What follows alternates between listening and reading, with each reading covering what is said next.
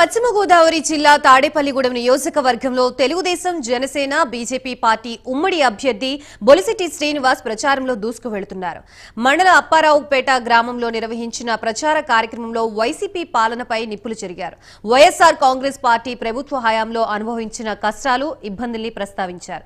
2014 నుంచి 2019 కాలంలో బీజేపీ నుంచి గెలిచి ఎమ్మెల్యేగా, మంత్రిగా పనిచేసిన పైడికొండల మాణిక్యాలరావు రోడ్లు వేయించి డ్రైన్లు కట్టించినవే తప్ప గత 5 ఏళ్లలో మంత్రి కొట్టు సత్యనారాయణ అప్పారావుపేట గ్రామంలో ఎలాంటి అభివృద్ధి పనులు చేయలేదని ఆరోపించారు. రాబోయే రోజుల్లో ఉమ్మడి అభ్యర్థిగా నన్ను గెలిపిస్తే అభ్యర్థి అంటే ఏంటో చేసి చూపుతానని పేర్కొన్నారు. కార్యక్రమంలో నియోజకవర్గ TDP incharge Valavala Babji, BJP incharge Eethakota Tataji, ఉమ్మడి పార్టీల నాయకులు, కార్యకర్తలు పాల్గొన్నారు.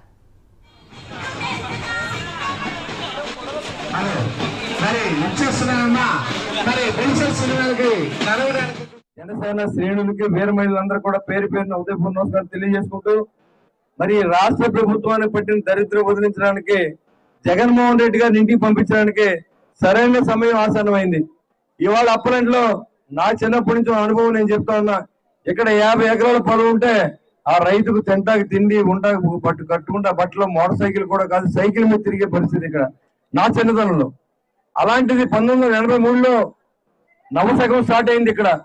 దానికి మూల పురుషుడు మహానాయకుడు ఎన్టీఆర్ గారు వచ్చిన తర్వాత ప్రతి రైతుకి బోర్లు ఉచితంగా ఇచ్చి సాగు చేసే అవకాశం కల్పించిన వ్యక్తి మరి ఎన్టీఆర్ గారు. అలాంటి వ్యక్తి చేసిన మంచి పనులన్నీ కూడా ప్రజల్లో తీసుకెళ్లి చంద్రబాబు నాయుడు గారు దాదాపు 14 సంవత్సరాలు సీఎం గా చేశారు. 15 సంవత్సరాలు ఉమ్మడి ప్రో లీడర్ గా పనిచేసిన అనుభవాన్ని కూడా మనం తీసుకోవాల్సిన అవసరం ఉంది. ఇవాళ ఈ రాష్ట్రంలో మరి బీజేపీ ప్రభుత్వం ఈ రాష్ట్రం వెనుకబడి ఉంది, విభజనలో నష్టం జరిగింది. ఈ రాష్ట్రానికి మనం ఆదుకోవాలనే ఉద్దేశం నరేంద్ర మోడీ గారు ఈ రోజు వరకు 1,80,000 కోట్లు మనకి ఇవ్వడం జరిగింది.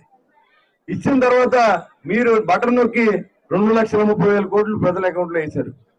అది మీరు చెప్పిన లెక్కలే, మేము చెప్పింది కాదు. కాబట్టి బీజేపీ